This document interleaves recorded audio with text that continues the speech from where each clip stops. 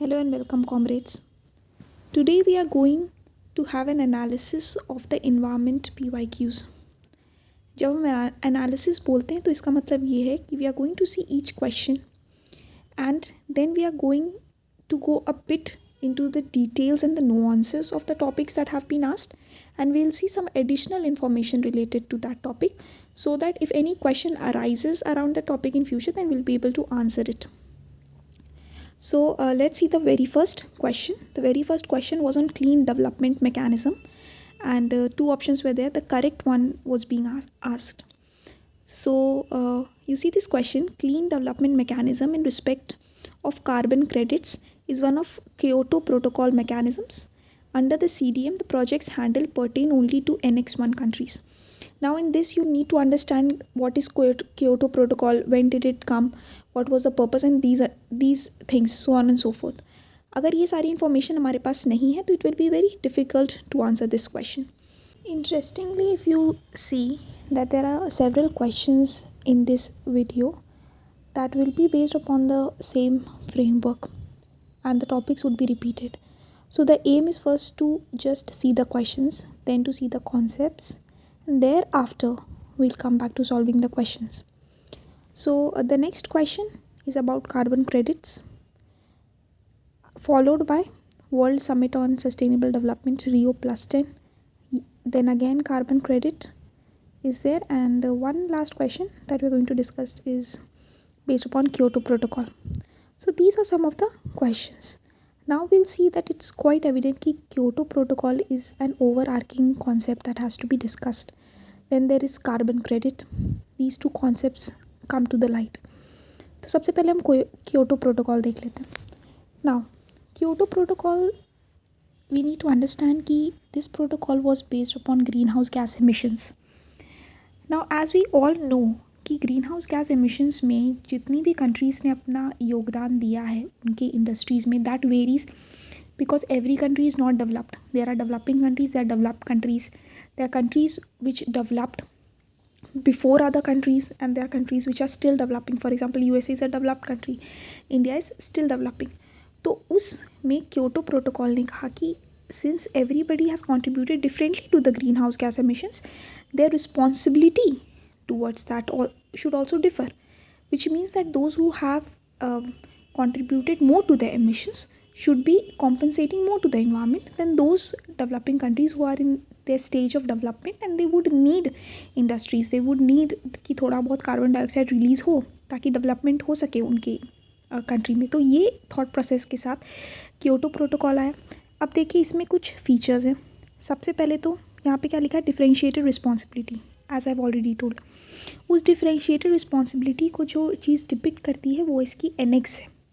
Annex 1 countries जिसको बोलते हैं, और नॉन एनेक्स 1 कंट्रीज़ होती है.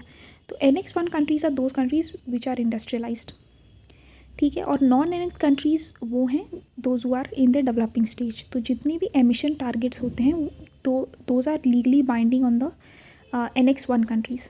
But it's very interesting to note that USA has not ratified it, Canada has not ratified the Kyoto Protocol, because of course they do not want to adhere to the emission targets.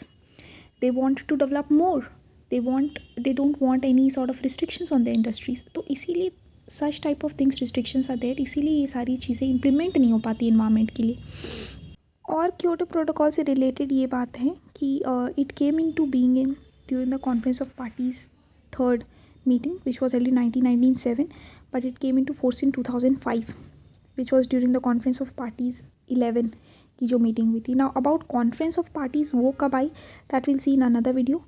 और उससे कुछ और organisations है, उसकी detail हम इस video में नहीं देखेंगे, because then again it will become a lot more information in crumbling up of informations. That is what I would से.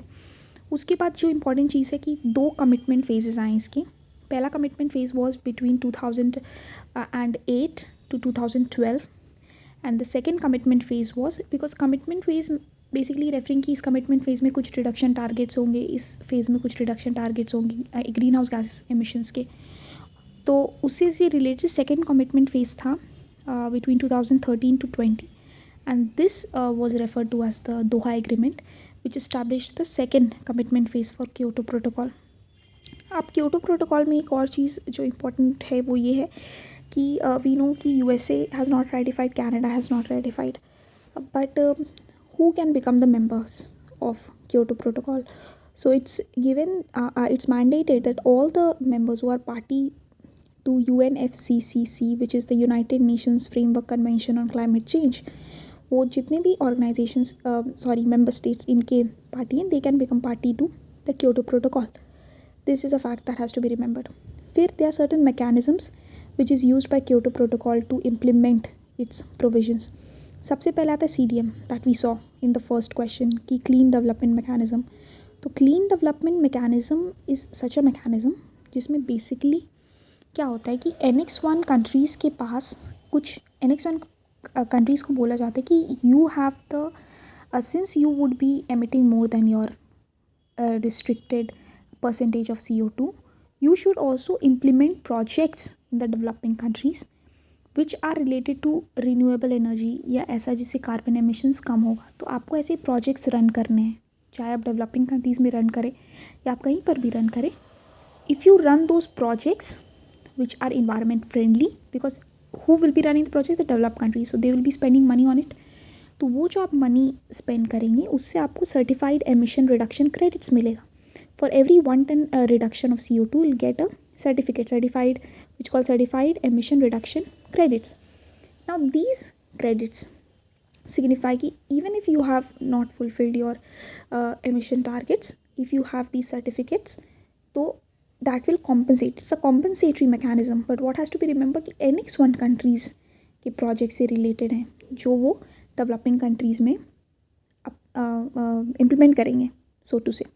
फिर दूसरा joint implementation, as the word suggests कि collective implementation of any project. And the last one is international emissions trading. Yet again वही कि those who are emitting greenhouse gases, so there is a particular quota for emissions. जिन्होंने अपने कोटा को exceed किया है उनके लिए difficulty, because they should not have exceeded. और कुछ ऐसी कंट्रीज़ होंगी जिन्होंने जिनको कोटा दिया गया उससे कम ही उन्होंने एमिट किया है. तो जितना कम उन्होंने एमिट किया है उतने अमाउंट को, उस परसेंटेज को वो ट्रेड कर सकते हैं दूसरे के साथ. तो दिल गेट मनी बैक. और जिन्होंने ज़्यादा एमिट किया they will have to compensate with money which will be gained by those who had emitted less. तो ये उन्होंने पूरा सिस्टम क्रिएट किया. अब जो इसके बीच में कार्बन क्रेडिट्स की जो बात आती है which is also said to have been introduced in Kyoto protocol, उसमें थोड़ा सा ये डिफरेंस है कि कार्बन क्रेडिट हम उसको बोलते हैं कि जैसे कि इट वुड सीम कि CDM is also carbon credit because आपको क्रेडिट्स ही मिल रहे हैं. बस उसमें थोड़ा सा ये डिफरेंस है कि वो Annex 1 कंट्रीज़ के लिए CDM एप्लीकेबल होती है, but carbon credits any one, it's applicable to any organisation, company, private companies, developing countries, developed countries, वो ऑल अक्रॉस जाती है. Those who have emitted less than their quota can get carbon credits which they then can sell it to those who have emitted more than their quota. Simple है. Now we will see some of the important organisations. Note करने की बात यह है कि these organisations which are mention, this is not an exhaustive list. इसके बीच में भी बहुत सारे ऑर्गेनाइजेशंस आए थे and they are equally important, but for the matters of making it more concise कुछ ही हम डिस्कस करेंगे जो कि हमें क्वेश्चन सॉल्व करने में हेल्प करेंगे. In that regards mention must be made of 1972 Stockholm Conference which is called the UN Conference of Human and Environment. मतलब ये कह सकते हैं कि this was one of the maiden steps towards environment protection. और इसी के बाद हमारा यूनाइटेड नेशंस एनवायरनमेंट प्रोग्राम और ये सारी चीज़ें, ये बॉडीज़ का सेटअप हुआ था.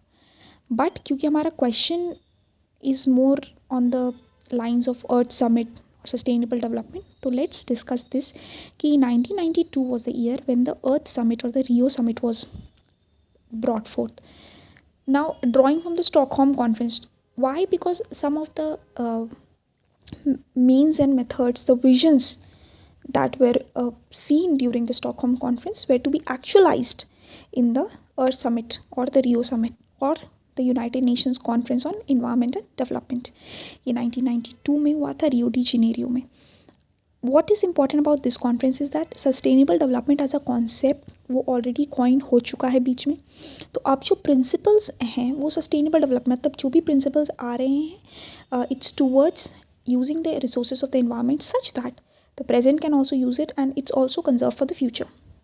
इसमें एजेंडा 21 आता है, मतलब दोज अजेंडाज और aims which would have the 21st century to thrive in environment. Local agenda 21 मतलब कि रीजनल लेवल पे, नेशनल लेवल पे, ये सारे पे भी हमें इम्प्लीमेंट करना है. और फॉरेस्ट प्रिंसिपल्स आता है. But what is more important कि 2 ऑर्गेनाइजेशन का फाउंडेशन इसमें रियो समिट में ले हुआ था. One is CBD.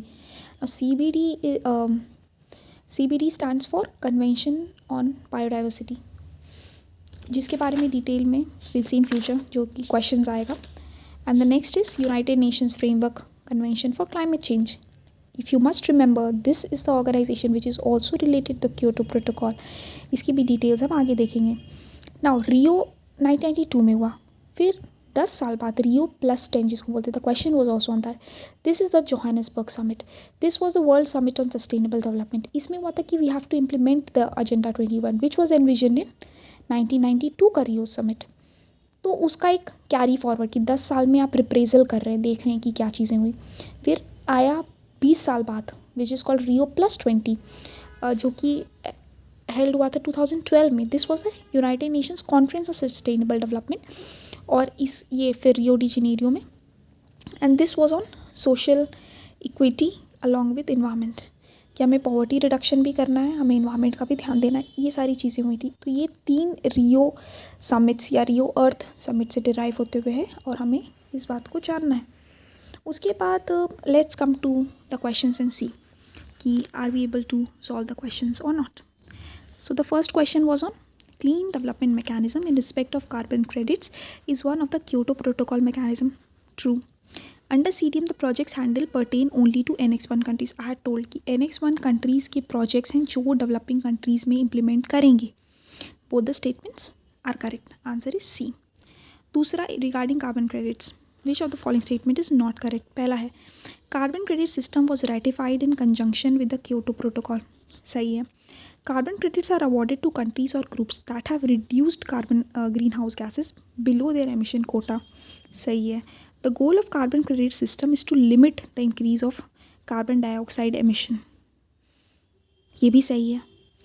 फिर carbon credits are traded at a price fixed from time to time by United Nations Environment Program.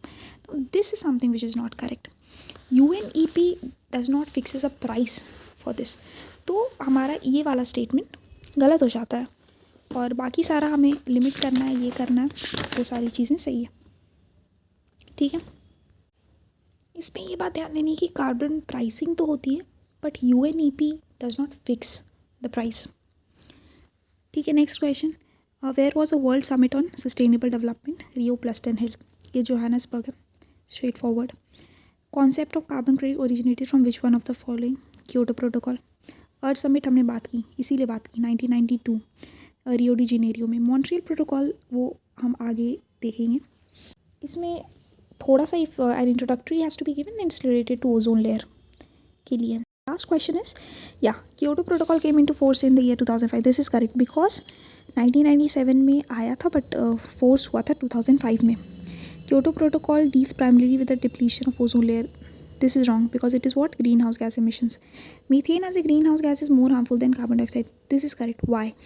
Because long term के लिए if methane stays in the atmosphere, then it has which is called greenhouse gas की जो capacity होती है as a greenhouse gas, तो वो methane का ज़्यादा है retention of heat की in the longer period. दो कहा जाता है कि वो 12 years के लिए ही रहता है in the atmosphere, बट अगर वो ज़्यादा टाइम के लिए रह जाए इन 100 टाइम स्केल अगर वो रह जाए तो it has more retention of heat capacity than carbon dioxide, so it's more harmful in the longer run. So 1 and 3 are only correct, so B is the correct answer. So this was all about the questions and the concepts, and now we'll end this video with a positive quote from Plato. The quote goes like this: "For a man to conquer himself is the first and noblest of all victories." तो सबसे पहले you need to conquer आपके अंदर जो भी त्रुटियां हैं, जो भी सारी vices हैं, and once you do that you'll become capable enough of handling every situation that comes in your life. On that note, thank you so much.